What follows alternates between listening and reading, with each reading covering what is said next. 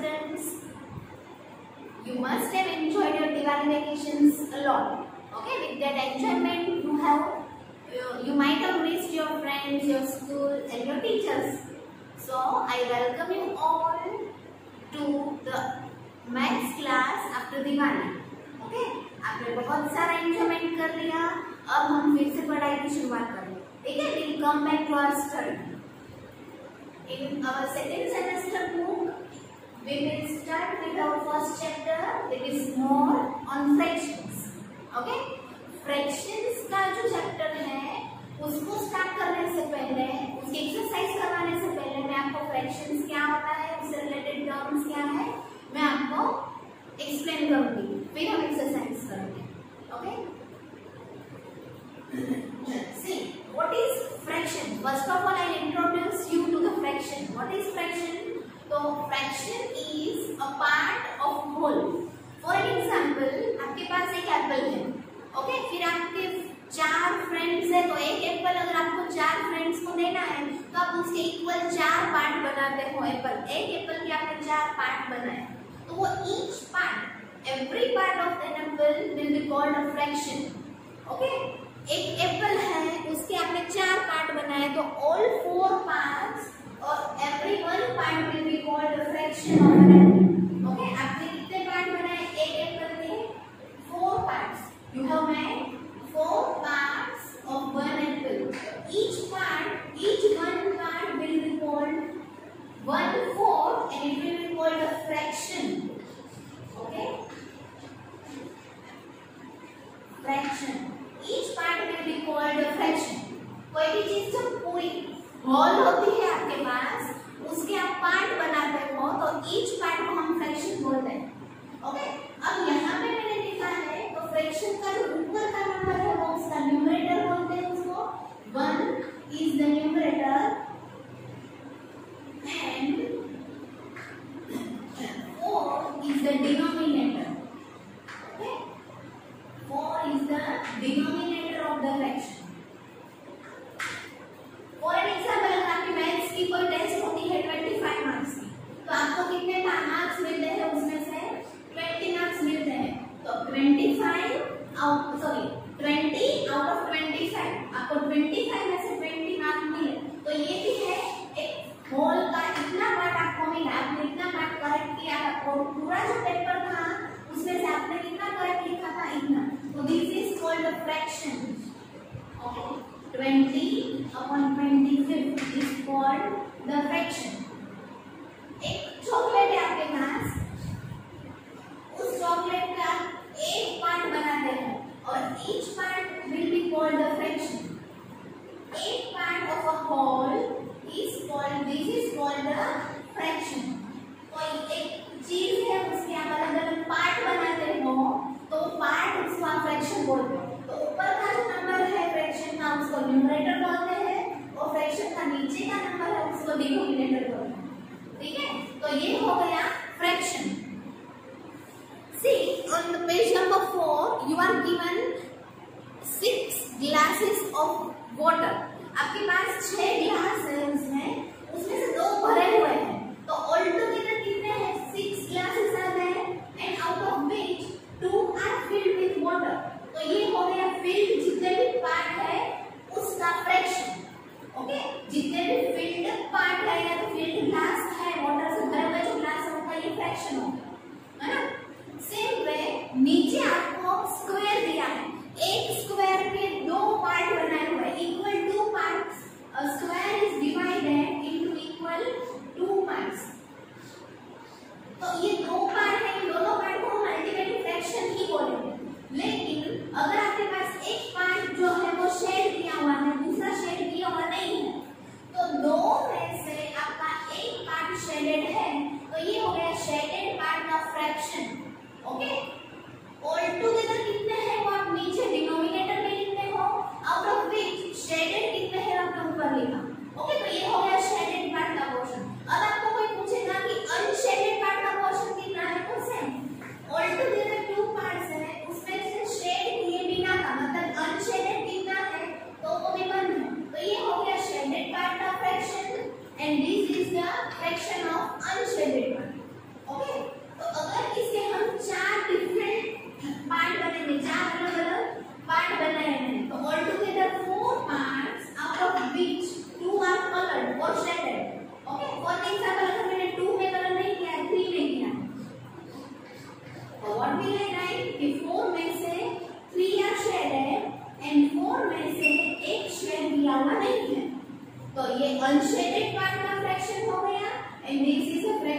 the shaded part of the figure.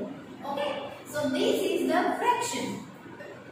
And fraction के साथ मैंने आपको न्यूमरेटर एंड डिनोमिनेटर क्या है वो भी बता दिया, ठीक है। अब मैं आपको बताऊंगी इक्विवेलेंट फ्रैक्शंस। सो इक्विवेलेंट फ्रैक्शंस क्या होते हैं? इफ वी मल्टीप्लाई और divide the numerator and the numerator of a fraction by the same number other than 0, we get an equivalent fraction.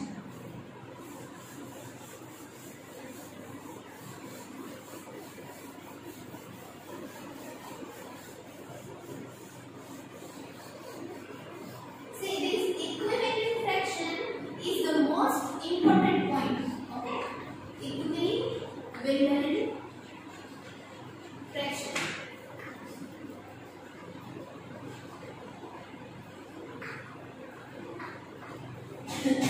मैं इसकी डेफिनेशन नहीं लिख रही हूँ, लेकिन मैं आपको एग्जांपल के थ्रू इसको एक्सप्लेन कर रही हूँ। इक्विवेलेंट फ्रैक्शन क्या होता है?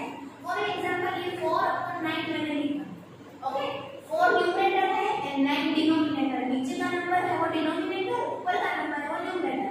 अब मैं इस फ्रैक्शन के न्यूमरेटर को एंड डिनोमिनेटर को सेम टू सेम नंबर से या तो मल्टीप्लाई करूंगी या तो डिवाइड करूंगी, तो जो मुझे नया फ्रैक्शन मिलेगा वो इसका इक्विवेलेंट फ्रैक्शन मिलेगा। See, 4 3s are 12 and 9 3s are 27। 4/9 जो ओरिजिनल फ्रैक्शन था उसको मैंने सेम टू सेम नंबर 3 से मल्टीप्लाई किया, 3 and 3, ओके। न्यूमरेटर में भी 3 मल्टीप्लाई किया है एंड डिनोमिनेटर में भी 3 मल्टीप्लाई किया है, तो 4 3s are 12 and 9 3s are 27 मुझे मिला। तो ये जो नया फ्रैक्शन मुझे मिला है ये 4/9 का इक्विवेलेंट फ्रैक्शन है, ओके। ये दोनों इक्विवेलेंट है। अगर आपको इक्विवेलेंट फ्रैक्शन पूछेंगे तो आपको क्या करना है? न्यूमरेटर और डिनोमिनेटर में इधर आप सेम नंबर मल्टीप्लाई करोगे या तो same to same number divide करोगे। अलग-अलग नंबर्स मल्टीप्लाई या डिवाइड नहीं करना है। न्यूमरेटर में 3 मल्टीप्लाई किया, डिनोमिनेटर में 2, ऐसे नहीं चलता, ठीक है। See next one I am teaching you is 21/12। तो मैं इसको अगर डिवाइड करना चाहती हूँ I will divide both the numbers, numerator and denominator, by the same number 3. So what will I obtain? 3 के टेबल में 21 कम आएगा 7 से, 3 के टेबल में 12 कम आएगा 4 से। तो ये जो 7/4 है वो 21/12 के लिए क्या है? इक्विवेलेंट है, okay. Equivalent fraction, okay। So this was a term equivalent when you multiply or divide the given fraction by any number other than 0, you obtain the equivalent fraction, okay। तो ये हो गया आपका इक्विवेलेंट का। अब ये जो इक्विवेलेंट फ्रैक्शन है वो आपको आपके अगले स्टैंडर्ड्स में भी आएगा, तो आपके ये बहुत इंपॉर्टेंट टॉपिक है, ये बहुत इंपॉर्टेंट पॉइंट है, इसे आप अच्छे से याद रखना, ठीक है। Next one,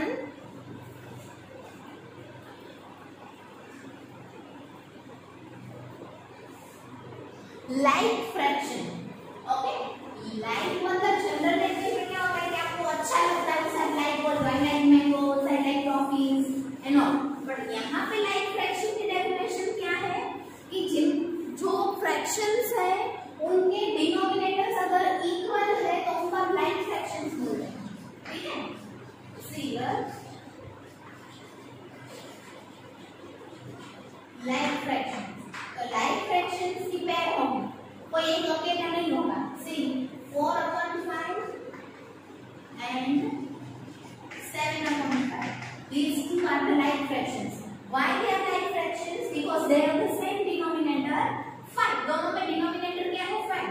Another example, 2/11 and 17/11, ये हो गया आपका दूसरा pair of like fraction. This is another pair of like fraction. Now, unlike fraction. तो जो like है उससे टोटली ऑपोजिट होगा वो unlike fraction होगा, ठीक है। जिसके डिनोमिनेटर सेम नहीं होंगे, डिफरेंट होंगे, अलग-अलग होंगे, उसको unlike fraction बोलते हैं।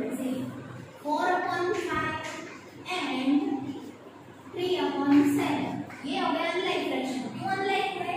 क्योंकि इनके दोनों के जो डिनोमिनेटर है वो सेम नंबर्स नहीं है।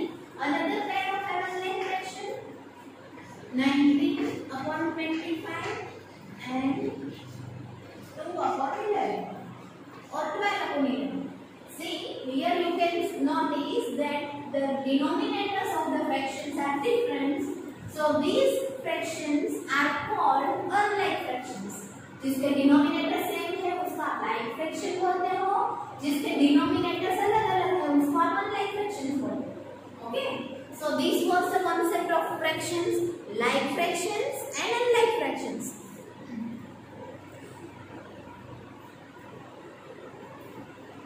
अब आपके पास एक दूसरा कॉन्सेप्ट क्या है कि कोई भी नंबर आपको दिया है, कोई भी फ्रैक्शन दिया है, उसको लाइक फ्रैक्शन में कन्वर्ट करना है, या तो गिवन डिनोमिनेटर उसका जो भी है वो आपको चेंज करके दूसरा डिनोमिनेटर बनाना है। तो ऐसे वाले सम्स एक्सरसाइज में आते जाएंगे और हम करते जाएंगे, ठीक है।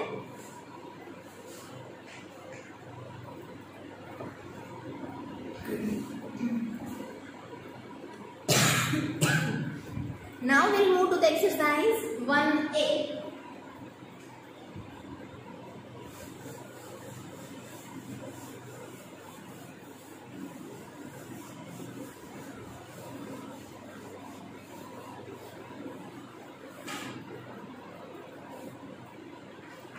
Exercise 1A.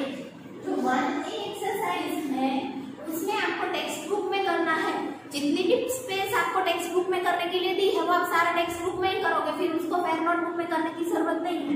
Okay, you don't need to draw the given figures and then do your exercise in the fair notebook. ये सब करने की कोई जरूरत नहीं है, टेक्स्ट बुक में आप उसको फिलअप कर सकते हैं।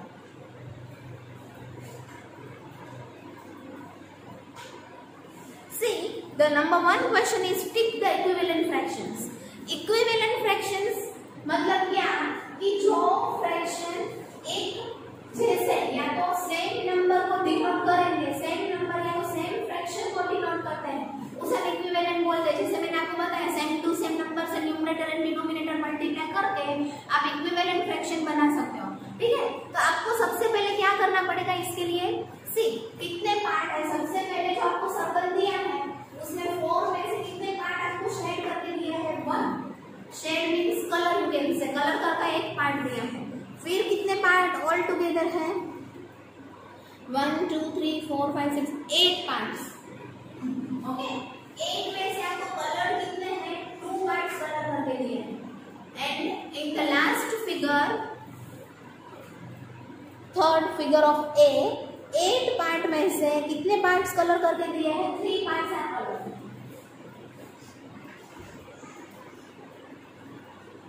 Now you can see कौन सा फ्रैक्शन इक्विवेलेंट होगा कैसे पता चलेगा? See here you can see 1 2s are 2 and 4 2s are 8. तो ये जो फ्रैक्शन है उसको अगर आप 2/2 से मल्टीप्लाई करोगे तो आपको ये नंबर्स मिलेंगे। मतलब सेम टू सेम नंबर से न्यूमरेटर एंड डिनोमिनेटर मल्टीप्लाई करके आपको ये दूसरा वाला फ्रैक्शन मिला है, इसलिए ये दोनों फ्रैक्शन इक्विवेलेंट है। Okay, and another method to show और to verify whether it is an equivalent fraction और नॉट इज दैट कि आप क्रॉस मल्टीप्लाई करके देख लो। 8 1s are 8 and 4 2s are 8। दोनों साइड पे एक समान एक जैसा इक्वल आंसर आपको 8 मिल रहा है, इसलिए ये दोनों फ्रैक्शन है वो इक्विवेलेंट है। तो आप इन दोनों के फिगर के ऊपर टिक करोगे। नंबर 8 में जो आपके पास 1 and 2 नंबर का फिगर है उसमें आपको टिक करना है, ठीक है। 1 and 2 नंबर का जो फिगर है उसमें आपको टिक करना है। Now see here why these are not the pair of equivalent fractions. Check, 8 2s कितना होता है? 16 and 8 3s कितना होता है? 24। तो इन दोनों के क्रॉस मल्टीप्लिकेशन का आंसर जो है वो डिफरेंट हो रहा है, इसके लिए इक्विवेलेंट फ्रैक्शन नहीं है। ओके, तो these two will be ticked because these two are a pair of equivalent fraction. Now we move to the number B. B number में सी इक्विवेलेंट है कि नहीं उसको लिखने से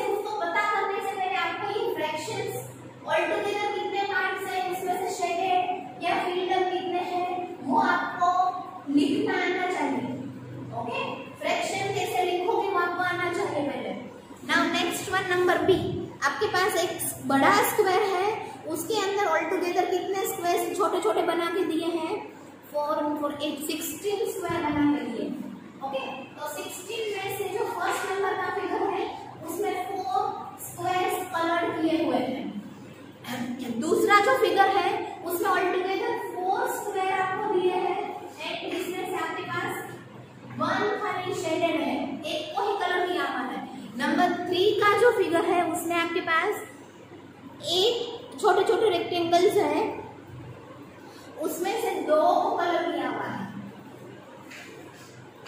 एक में से 2 को। ओके, शेडेड जो है वो ऊपर आएगा एंड ऑल टुगेदर है टोटल वो नीचे है।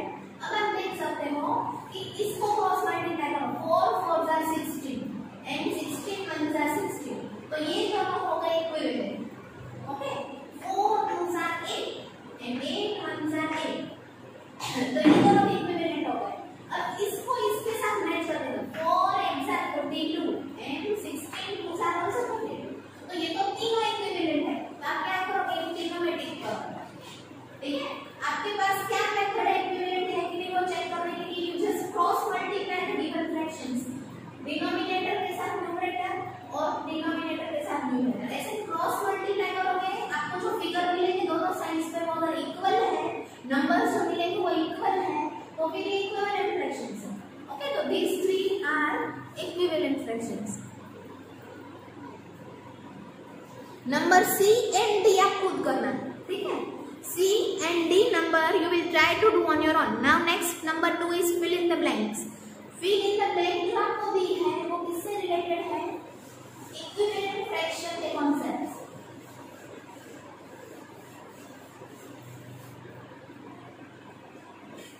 1/2 is equals to dash upon 10.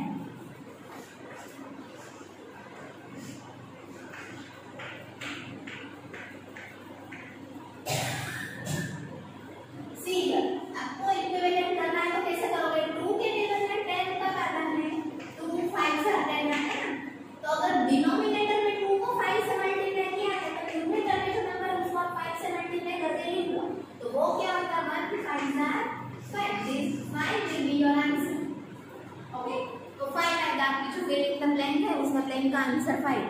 Number next is 1/3 is equals to dash upon 9।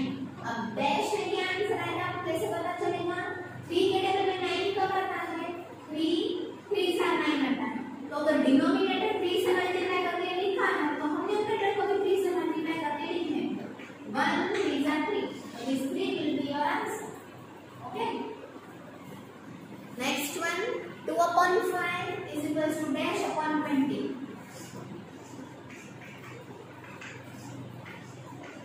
5 के टेबल में 20 कब आता है, 5 4 से 20 आता है, तो 2 के टेबल में 4 से मल्टीप्लाई करने से आपको क्या मिलेगा, 8। so this 8 will be your answer। now next one I am doing is number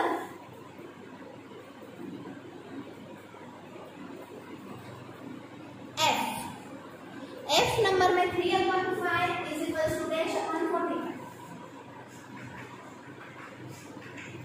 5 के टेबल में 45 कब आता है, सिर्फ फ्रैक्शंस आने के लिए क्या टेबल्स आना जरूरी है, 5 के टेबल में 45 कब आएगा, 5 9 से आएगा, तो 3 के टेबल में 9 से क्या आता है, 27।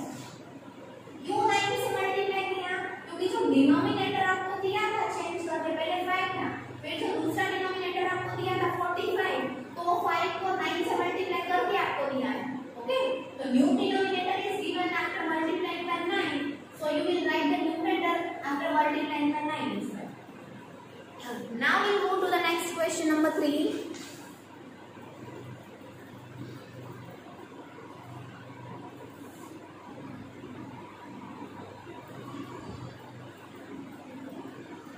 वहां पे भी आपके पास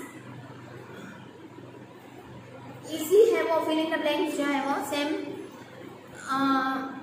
इक्विवेलेंट फ्रैक्शन का कॉन्सेप्ट है, उसमें भी 3/4 is equals to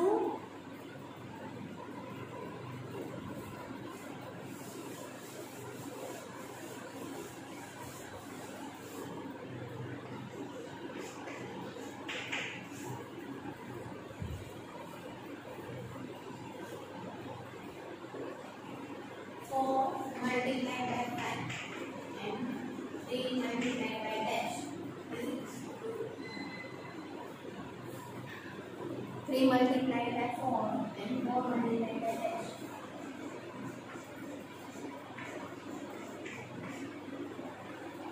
is equals to 3 into dash and 4 into 6.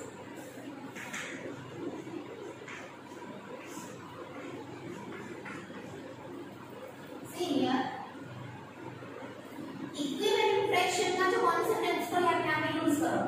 अगर गिवन डिनोमिनेटर है उसको 5 से मल्टीप्लाई करके लिखना है तो न्यूमरेटर को भी आप 5 से मल्टीप्लाई करोगे.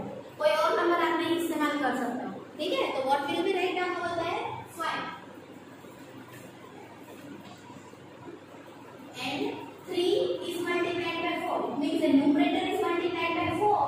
Then we will multiply the denominator by 4 as well. Okay? Denominator multiplied by 6. Then numerator also multiplied by 6. So this is so simple. Now we will do number C directly. B number आप खुद करोगे. मैं आपको करवा रही हूँ number C. 12 upon 36 is equals to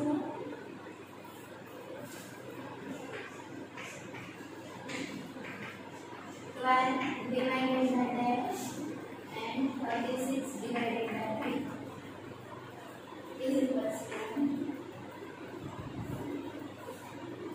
12 divided by 2 36 divided by dash 12 divided by 4 and 36 divided by dash. अब देखो यहाँ पे मल्टीप्लाई किया था, हमने डिवाइड किया है. डिनोमिनेटर 3 से डिवाइड किया है तो फिर न्यूमरेटर भी हम 3 से डिवाइड करें. ठीक है, न्यूमरेटर 2 से डिवाइड किया है तो डिनोमिनेटर भी 2 से डिवाइड हो सकता है. Numerator is divided by 4 than denominator will also be divided by 4. So these are number A and number C from question number 3. Rest of the sums or rest of the blanks of question number 3 you will fill up on your own. Now next number 4, write the equivalent fraction with the denominator 30. Now this is the easiest task of all. आपके पास जितने भी fractions हैं उनके denominator को 30 करके आपको लिखना है. Okay? The first number is 3 upon 10. 3 upon 10. इसका डिनोमिनेटर एक्चुअली आपको क्या दिया है 10 दिया है, लेकिन उसको 30 कैसे करेंगे? 10 के टेबल में 30 कब आता है? क्या मल्टीप्लाई करोगे तो आपको 30 मिलेगा? 3 मल्टीप्लाई करने से. ठीक है, अब अगर हमने डिनोमिनेटर 3 से मल्टीप्लाई किया है तो न्यूमरेटर को भी 3 से मल्टीप्लाई करना पड़ेगा. तो 3 is 9 and 10 is 30. So this is the required fraction. Number next, D I am doing from question number 4, 11 upon 50. Question number 4 में से मैंने आपके A नंबर को करके दिया. अब मैं कर रही हूँ B नंबर 11 upon 50. इसका डिनोमिनेटर जो नीचे का नंबर है वो क्या होना चाहिए? 30 होना चाहिए. आपको क्वेश्चन में बोला है. तो 50 के टेबल में 30 कब आएगा? 15 2 साइड मींस 15 को 2 से मल्टीप्लाई करके आपको 30 मिलता है. अगर डिनोमिनेटर 2 से मल्टीप्लाई किया है तो न्यूमरेटर को भी 2 से ही मल्टीप्लाई करेंगे. न्यूमरेटर में 11 2 सा क्या होगा? 22. So this is the required fraction. Okay, A and D of question number 4 I have done. B and C you will try to do on your own. Okay. Now we'll move to the number 5. Write the equivalent fraction with numerator 36. Numerator को आप change करके लिखना है. Numerator जितने भी आपको fraction दिए हैं उनका न्यूमरेटर 36 होना चाहिए. ओके, तो first of all you are given 1 upon 5 and उसके न्यूमरेटर को 36 करना है. 1 upon 3, sorry. You are not given 5 in the denominator. Instead, 3 is given. 1 upon 3, कोई भी नंबर मल्टीप्लाई करेंगे तो 36 मिलेगा. ओके, डिवाइड करेंगे अगर इसको 1 को तो कोई 36 मतलब बड़ा नंबर जो है वो नहीं मिल सकता है. कोई नंबर जब हम मल्टीप्लाई ऐड करते हैं तो वो बड़ा बनता है. तो यहाँ पे मल्टीप्लाई क्या करोगे कि आपको 36 मिलेगा? 1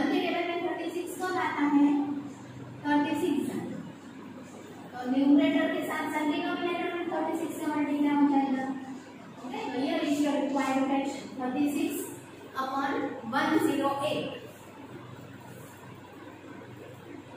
3/4. Next is 3/4. अब क्या मल्टीप्लाई करोगे तो न्यूमरेटर है वो 36 बन जाएगा. ओके, 3 के टेबल में 36 कब आता है? 3 12 are 36.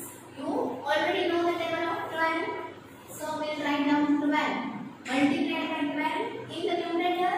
So we'll multiply the given denominator by 12 as well. 4 12s are 48. This is the required fraction. आपकी कंडीशन क्या है? आपका क्वेश्चन क्या है कि आपका जो न्यूमरेटर है फ्रैक्शन का वो 36 होना चाहिए. तो ये हो गया 36. ओके, डिनोमिनेटर से कोई मतलब नहीं है. न्यूमरेटर में ही आपके पास क्वेश्चन है कि 36 का न्यूमरेटर है. यहाँ पे क्या है? डिनोमिनेटर भी 40 होना चाहिए. न्यूमरेटर जो भी बने उससे कोई मतलब नहीं है. Okay, so this is what we are asked to do. Now we'll move to the next one is use multiplication to write two equivalent fractions. Here is given number 6.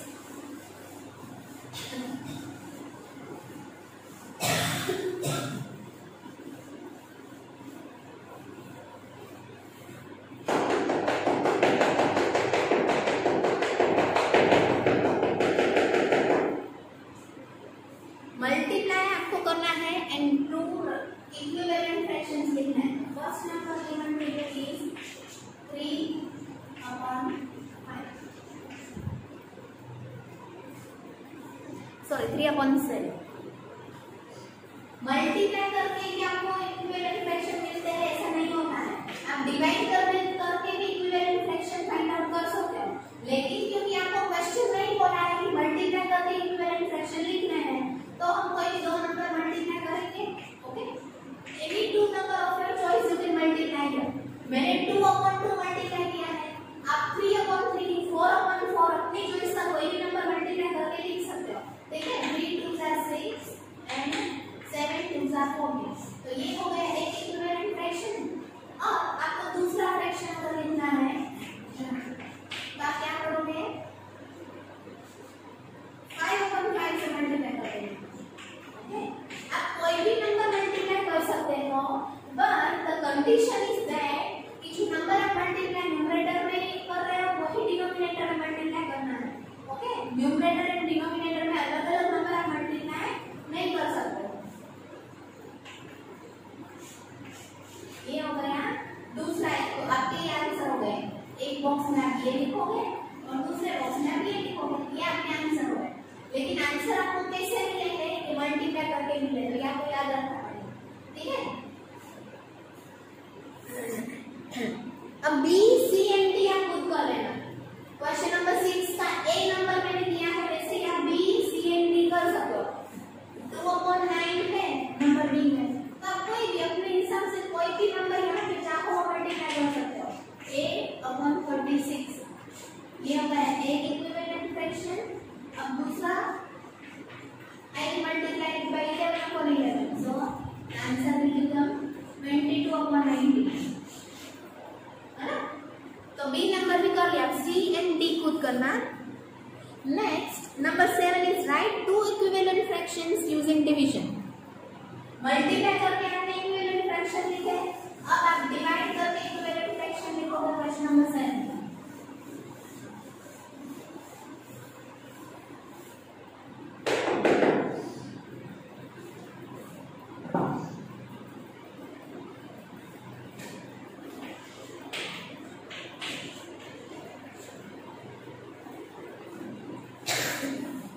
12/18.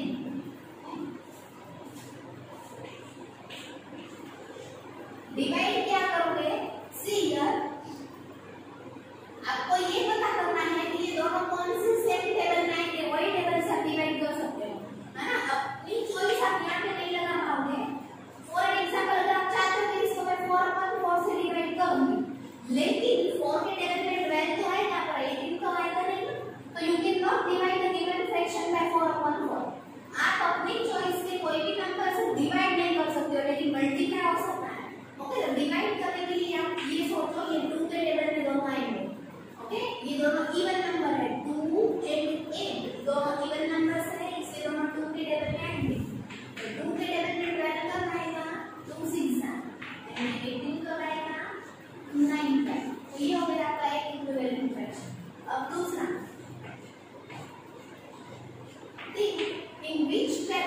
when they come together in which same table.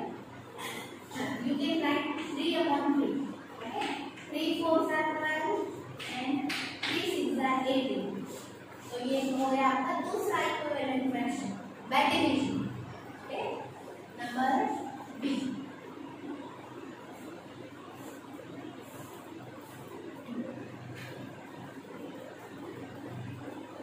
B के बदले में D कर रहा है number 27 upon 45.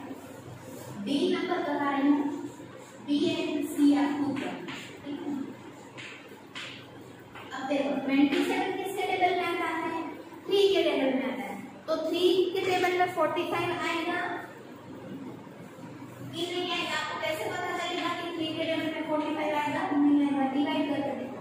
ठीक है, 3 1s are 3 and 3 5s are 15. तो ये हो गया 3 के टेबल में 45 कब आता है? 15 सा. इट मींस आप यहाँ पे डिवाइड करोगे 3 अपॉन 3 से.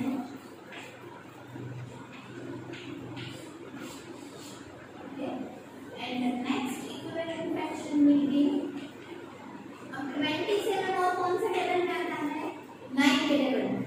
3 के टेबल में आता है, फिर 4 5 6 7 8 किसी के भी टेबल में 27 नहीं है. डायरेक्टली 9 के टेबल में आएगा. तो 9 के टेबल में 27 आ रहा है, लेकिन 9 के टेबल में 45 आता है कि नहीं वो भी तो सोचना पड़ेगा ना. Okay, 9 3s are 27 and 9 5s are 45. This will be your second equivalent fraction. Now we'll move to the next question 8. Change to like fractions.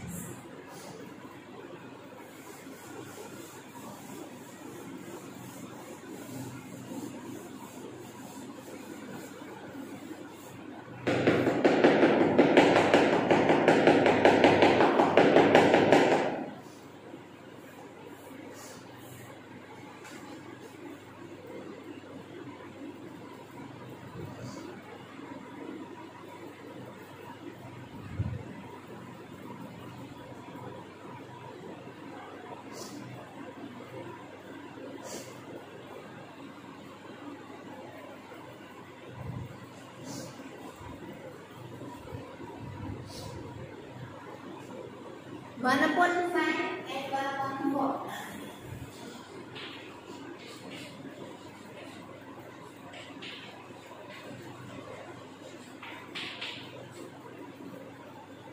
Like fraction में आपको इसको कन्वर्ट करना है.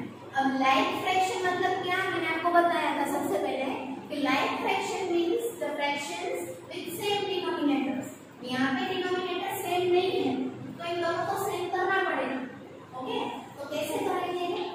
5 एंड 4 के टेबल में कॉमन नंबर कौन सा आता है आपको पता होना चाहिए कि 5 के टेबल में 5 1s are 5 5 2s are 10 5 3s are 15 5 4s are 20 5 5s are 25 5 6s are 30. Means you should know the tables. Okay,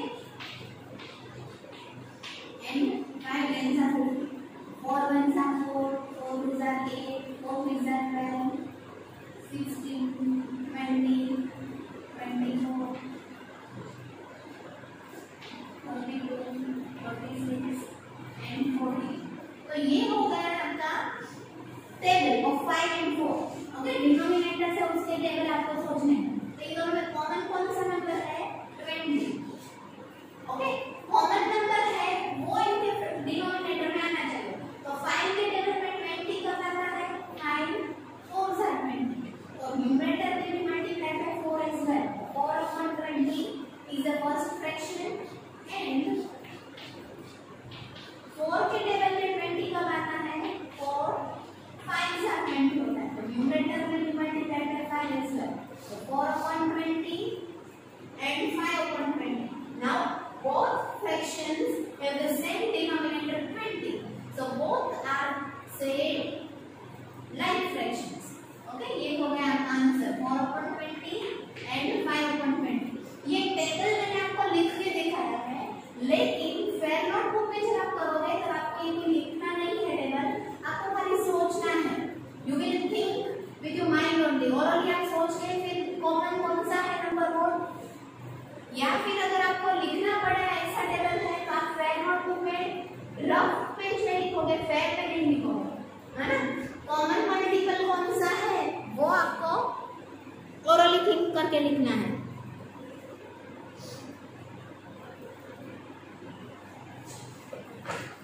We'll do number E now. 3 upon 10 and 4 upon 30.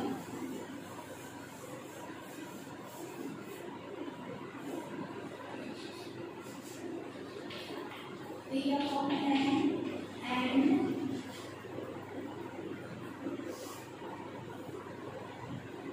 4 upon 30.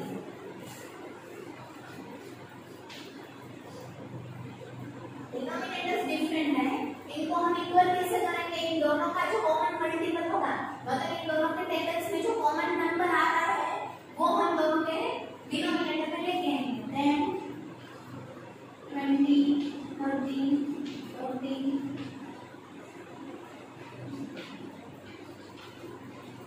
ये लिखा मैंने 10 का letter. Okay, now I write down 14 step.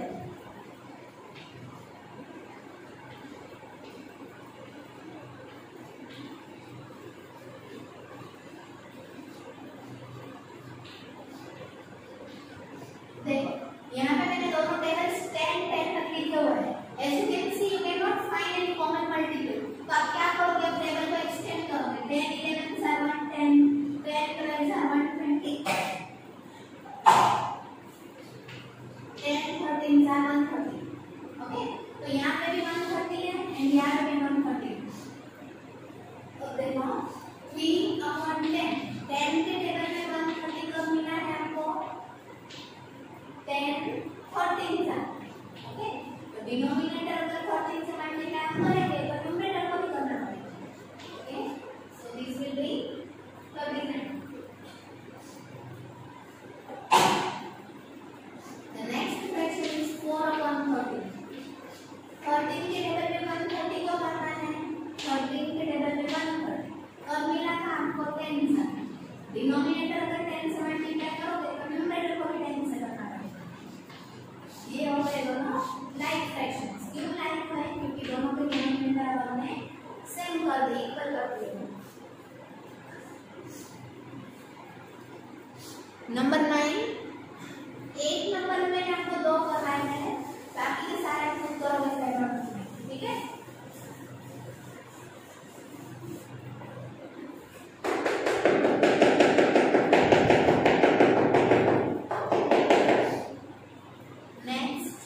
Number 9, are the fractions equivalent? Yes और no हम लिखेंगे। 3 upon 7 and 1 upon 8।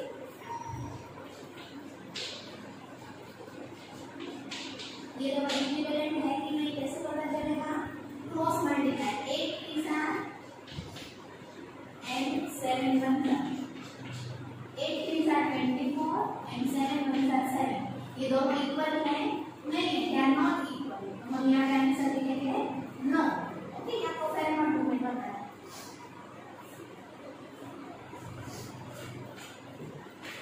Next number E, 13 upon 65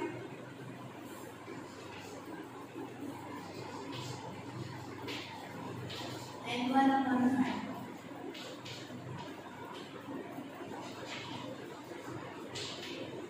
देखो 5 13 and 65 आपको check करना है कि दोनों साइड पे आपको आंसर सेम टू सेम मिल रहा है। यस, तो ये यहाँ पे आप लिखोगे yes. This way you will do the remaining sum of question number 9। Now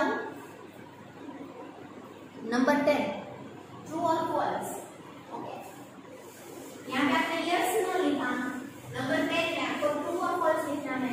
okay, check करना है क्रॉस मल्टीप्लाई करके कि जो फ्रैक्शंस आपको दिए हैं वो इक्विवेलेंट है कि नहीं है।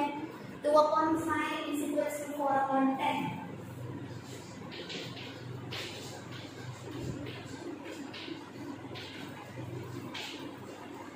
See, 10 2s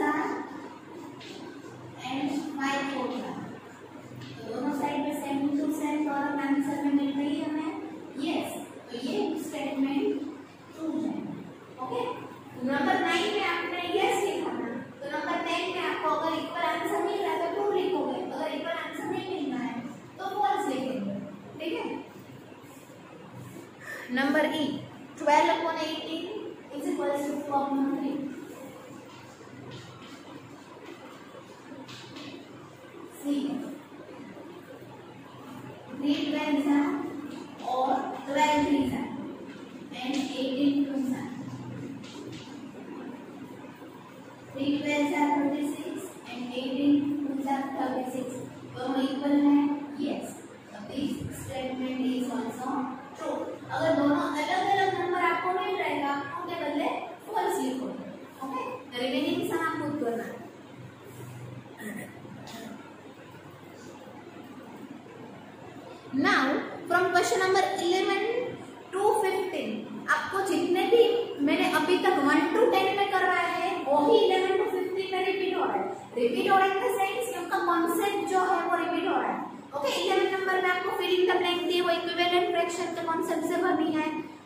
Okay.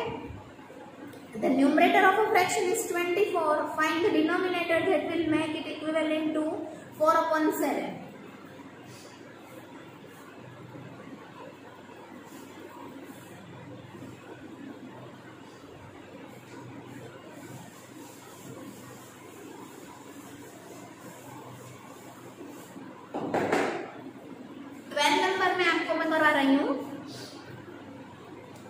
फ्रैक्शन है उसका न्यूमरेटर 24 है।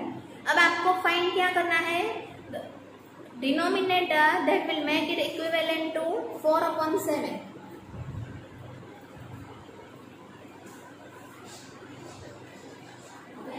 अब इक्विवेलेंट फ्रैक्शन हमें चाहिए जो 4/7 होना चाहिए। तो 4 के जगह में 24 कब आता है, 4 6 24 आता है। 7 6 क्या हो सकता है, 4 के जगह में आप जब 6 मल्टीप्लाई करते हो तब आपको 24 मिलता है। तो 7 के जगह में भी 6 मल्टीप्लाई करना पड़ेगा, आपको क्या मिलेगा 42। तो ये हो गया number A answer. Okay, answer number 12 A and B. Numerator 24 दिया है एंड आपको उसको इक्विवेलेंट बनाना है 8/13 से। तो 8 के टेबल में 24 कब आता है, 8 को आप अगर 3 से मल्टीप्लाई करते हैं तो 30 को डिनोमिनेटर है उसको भी अगर आप 3 से मल्टीप्लाई करोगे तो आपका आंसर क्या मिलेगा 3 13 × 39। तो ये हो गया आपका दूसरा इक्विवेलेंट फ्रैक्शन। 12 नंबर मैंने करवा दिया। अब 13 नंबर, 14 नंबर एंड 15 नंबर सारे आप खुद ट्राई करोगे, ठीक है। Here we will end up our exercise 1A of chapter number 1 more on fractions, and with that we will wind up our lecture also. Thank you everyone for watching my video.